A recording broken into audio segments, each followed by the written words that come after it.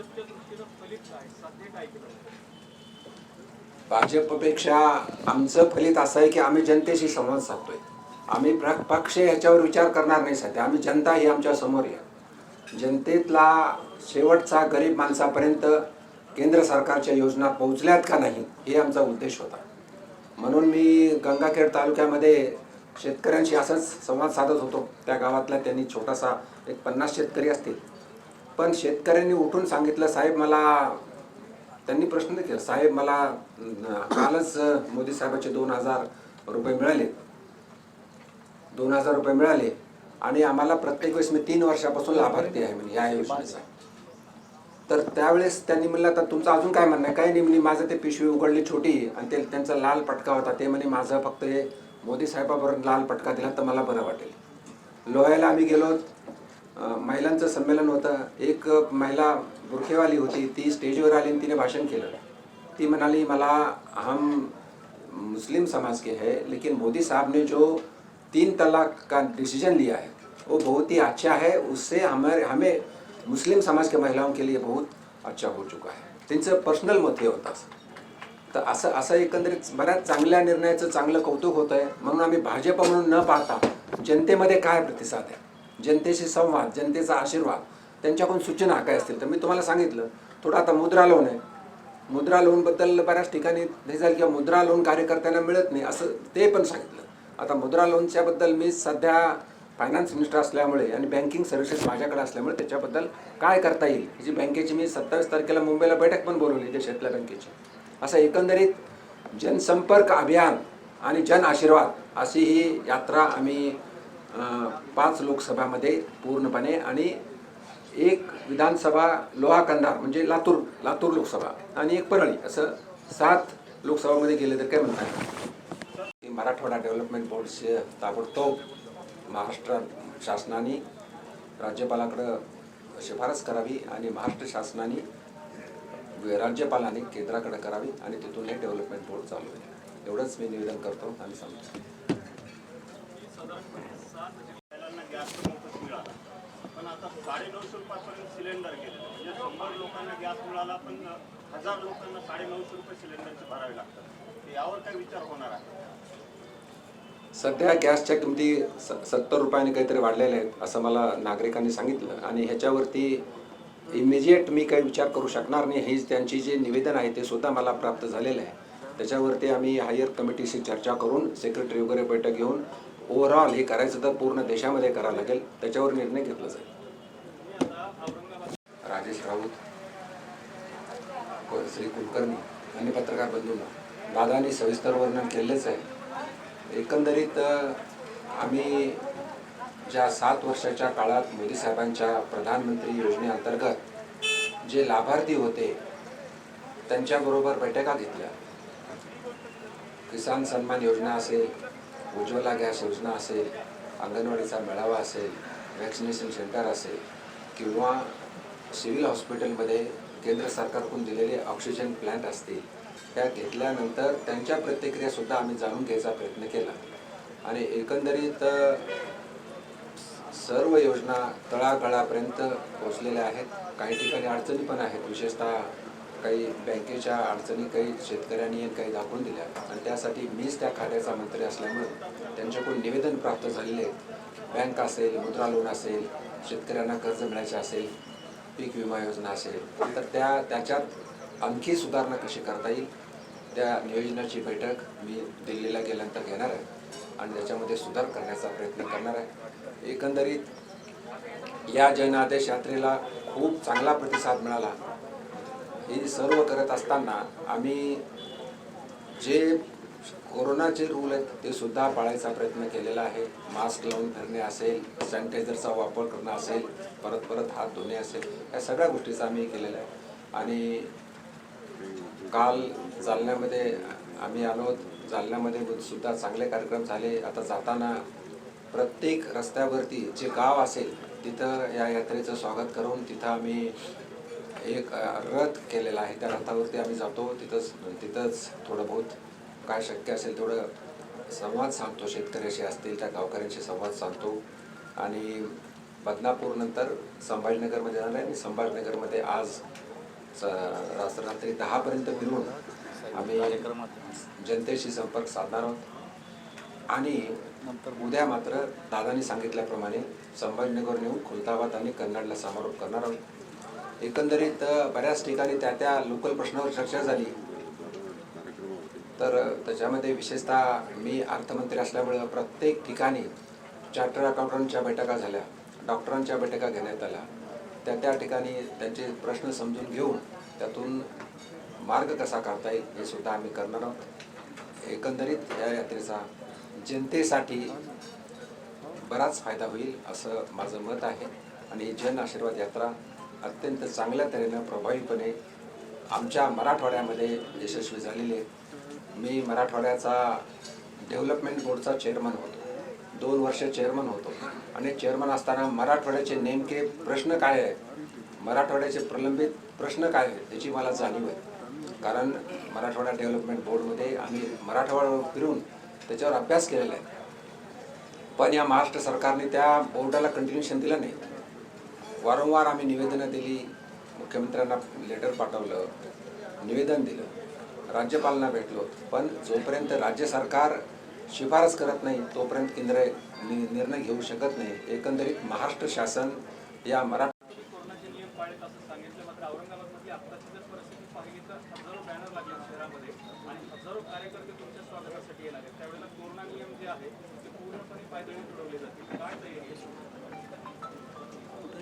2-3 गोष्टी महत्त्वाच्या आहेत करोनाच्या. मी डॉक्टर आहे, मला माहीत आहे. नंबर 1 तर मास्क पाहिजे तोंडाला. तुमच्या तोंडाला मास्क आहे, पण मी बोलत असल्यामुळे मास्क काढला. म्हणजे मास्क कंपल्सरी आम्ही केलेली आहे. इव्हन आता सकाळीच मी अतुल साहेब सर्वांशी बोललो, म्हटलं मास्क कंपल्सरी ठेवा. दुसरं सॅनिटायझरची बाटली खिशात ठेवा. समजा टच केलं तर हाताला असं साफ हे केलं पाहिजे. आणि तिसरं आता गर्दी होणार आहे, त्याच्यामध्ये काही एवढं हे करू शकणार नाही, कंट्रोल करू शकणार नाही याची मला जाणीव आहे.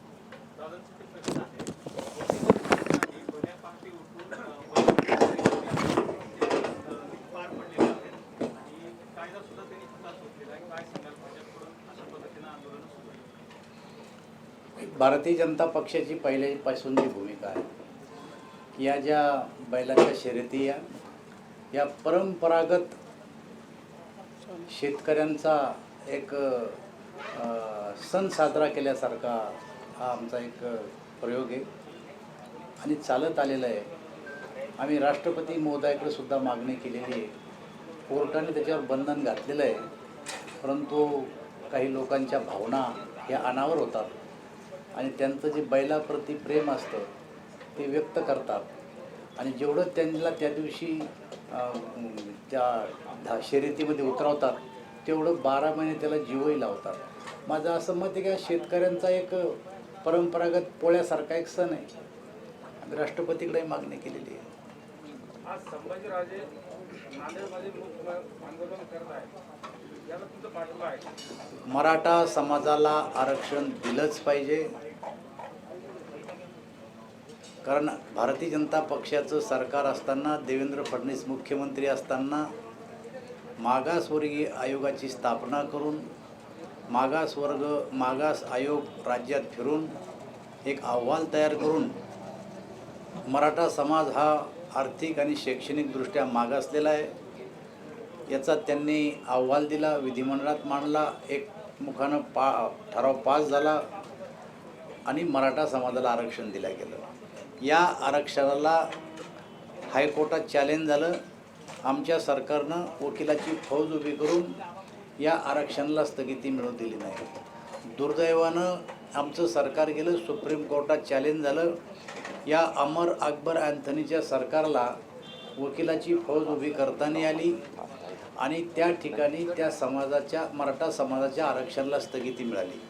एका बाजूला तामिळनाडूच्या आरक्षणाला कोर्ट स्थगिती देत नाही आणि दुसऱ्या बाजूला त्याच मुद्द्यावर मराठा समाजाच्या आरक्षणाला स्थगिती मिळते.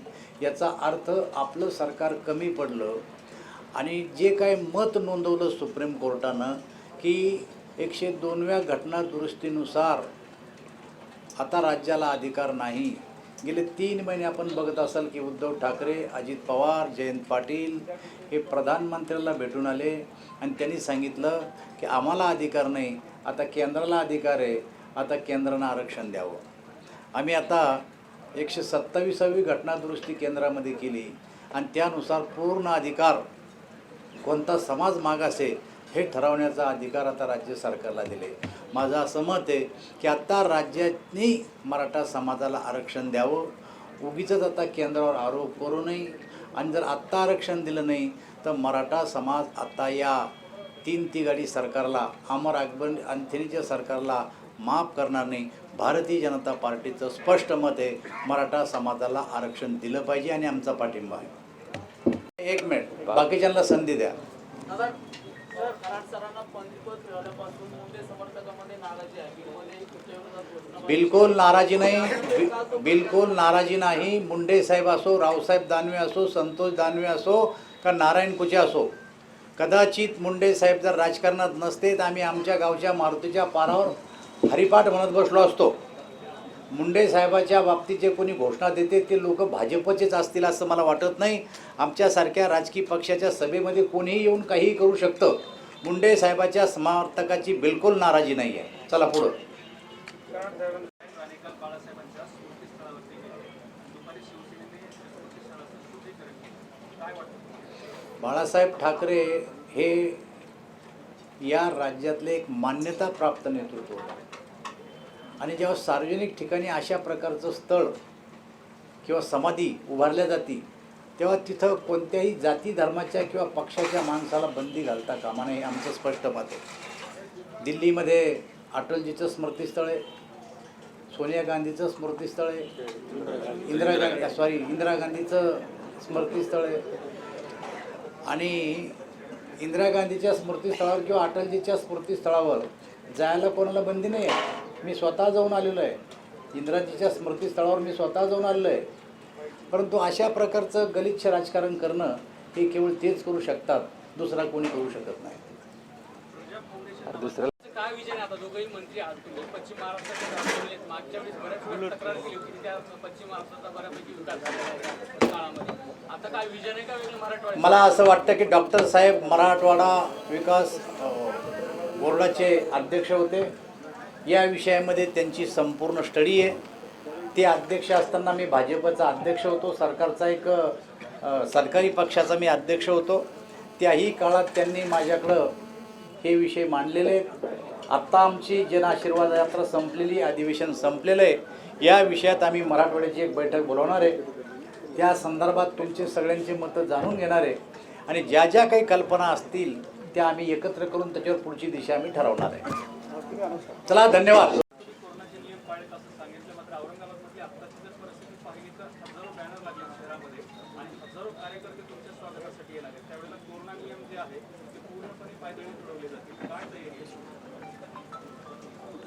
2-3 गोष्टी महत्त्वाच्या आहेत करोनाच्या.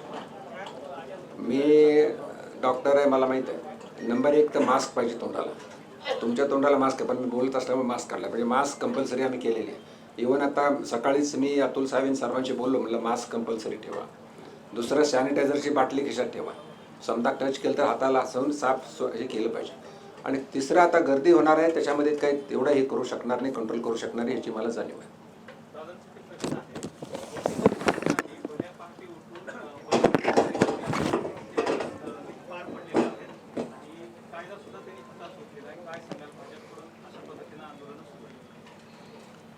भारतीय जनता पक्षाची पहिल्यापासूनची भूमिका आहे की या ज्या बैलाच्या शर्यती या परंपरागत शेतकऱ्यांचा एक सण साजरा केल्यासारखा हा आमचा एक प्रयोग आहे आणि चालत आलेला आहे.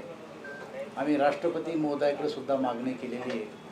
कोर्टाने त्याच्यावर बंधन घातलेलं आहे, परंतु काही लोकांच्या भावना ह्या अनावर होतात आणि त्यांचं जे बैलाप्रती प्रेम असतं ते व्यक्त करतात आणि जेवढं त्यांना त्या दिवशी त्या शर्यतीमध्ये उतरवतात तेवढं 12 महिने त्याला जीवही लावतात. माझं असं मत आहे की शेतकऱ्यांचा एक परंपरागत पोळ्यासारखा एक सण आहे. आम्ही राष्ट्रपतीकडे मागणी केलेली आहे. आज संभाजीराजे नांदेडमध्ये मुक्त आंदोलन करत आहेत, याला तुमचा पाठिंबा आहे? मराठा समाजाला आरक्षण दिलंच पाहिजे, कारण भारतीय जनता पक्षाचं सरकार असताना, देवेंद्र फडणवीस मुख्यमंत्री असताना मागासवर्गीय आयोगाची स्थापना करून मागास आयोग राज्यात फिरून एक अहवाल तयार करून मराठा समाज हा आर्थिक आणि शैक्षणिकदृष्ट्या मागासलेला आहे याचा त्यांनी अहवाल दिला, विधिमंडळात मांडला, एकमुखानं ठराव पास झाला आणि मराठा समाजाला आरक्षण दिलं गेलं। या आरक्षणाला हायकोर्टात चॅलेंज झालं। आमच्या सरकारनं वकिलाची फौज उभी करून या आरक्षणाला स्थगिती मिळवून दिली नाही। दुर्दैवानं आमचं सरकार गेलं, सुप्रीम कोर्टात चॅलेंज झालं। या अमर अकबर अँथनीच्या सरकारला वकिलाची फौज उभी करता नाही आली आणि त्या ठिकाणी त्या समाजाच्या, मराठा समाजाच्या आरक्षणाला स्थगिती मिळाली। एका बाजूला तामिळनाडूच्या आरक्षणाला कोर्ट स्थगिती देत नाही आणि दुसऱ्या बाजूला त्याच मुद्द्यावर मराठा समाजाच्या आरक्षणाला स्थगिती मिळते। याचा अर्थ आपलं सरकार कमी पडलं आणि जे काय मत नोंदवलं सुप्रीम कोर्टानं की 102व्या घटना दुरुस्तीनुसार आता राज्याला अधिकार नाही। गेले 3 महिने आपण बघत असाल की उद्धव ठाकरे, अजित पवार, जयंत पाटील हे प्रधानमंत्र्याला भेटून आले आणि त्यांनी सांगितलं की आम्हाला अधिकार नाही, आता केंद्राला अधिकार आहे, आता केंद्रानं आरक्षण द्यावं। आम्ही आता 127वी घटना दुरुस्ती केंद्रामध्ये केली आणि त्यानुसार पूर्ण अधिकार कोणता समाज मागास आहे हे ठरवण्याचा अधिकार आता राज्य सरकारला दिले। माझं असं मत आहे की आता राज्यांनी मराठा समाजाला आरक्षण द्यावं, उगीचच आता केंद्रावर आरोप करू नये आणि जर आत्ता आरक्षण दिलं नाही तर मराठा समाज आता या 3 तिघाडी सरकारला, अमर अकबर अँथनीच्या सरकारला माफ करणार नाही। भारतीय जनता पार्टीचं स्पष्ट मत आहे, मराठा समाजाला आरक्षण दिलं पाहिजे आणि आमचा पाठिंबा आहे। थोड्याकडे दुर्लक्षित करताय असं माझं स्पष्ट मत आहे।